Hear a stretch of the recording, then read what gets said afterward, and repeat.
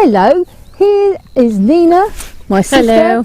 And myself, Kim, and we are just going to do a video about the Skylarks, and I'm just going to stop speaking for a moment because hopefully you'll hear them.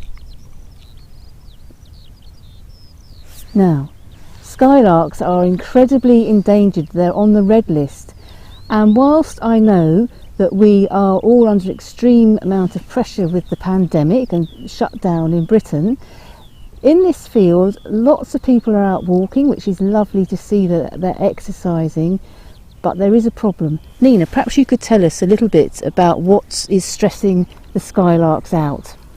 Okay, so this field has had growing numbers of Skylarks through a very careful management of trying to keep dogs off to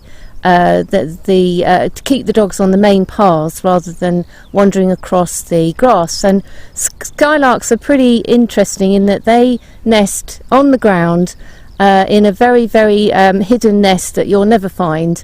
But when a dog approaches that nest, the dog will fly off. Sorry, the dog will fly off. The lark will fly. If only the dogs do fly off.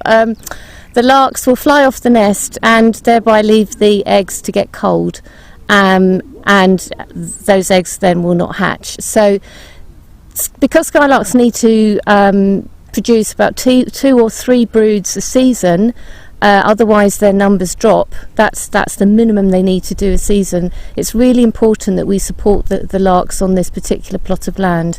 So we're asking people to keep their dogs on the main paths, and that isn't the sheep paths, which is confusing some people, and not let the dogs run into the grass. And of course, you know, spaniels and the like are very interested in chasing the larks off their nests, and they have a lot of fun doing it, and we're seeing a lot of that going on. And also, because we both back onto this field and we see a lot going on, and the children running through with balls and things, and you know, and the other runners. So I know it's tricky, but if we've learnt anything from the explosion of this virus around the globe, it's how interconnected absolutely everything is, and the impact that humans have on everything. So there's going to be a number of people walking around who are very passionate about this field in protecting the Skylarks nesting season, and they're called the Skylark Patrol, and we're going to engage people in conversation, and I hope you're going to join us in that. I know, you know, we really appreciate that it's a stressful time, but we can do this harmoniously.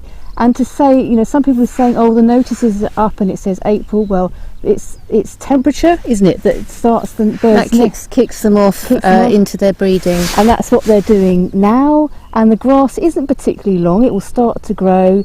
So they are there, and if you just want to stop and listen, and they are such delightful things. And if, as a nation, isn't Skylark ascending the Vaughan Williams piece of music? It's one of the nation's most favourite pieces of music.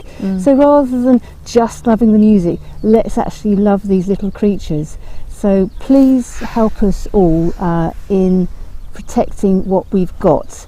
So, you know, they are on the red list, and what more can I say? I could say a couple of things. Yeah. So people are quite interested in that. They can't believe that the larks are actually here in this grass, and as I say, they're very hidden. They tuck themselves away. People also are quite interested in, because the sheep may come back on this field at some point. They can't understand why sheep aren't a problem, but sheep and the larks cohabit quite happily together, and the larks do not see the sheep as a problem or a predator, whereas people and dogs are seen as a predator. So yeah, you know, we can do a lot to support the larks on this field, and everything we can do to help them, I think, is going to make us feel better. Yeah. So supporting nature is a very important act at this moment in time, and it is nature cure for us and the planet. So thanks for listening, and look forward to seeing you help be Skylark Patrol. Bye. Bye.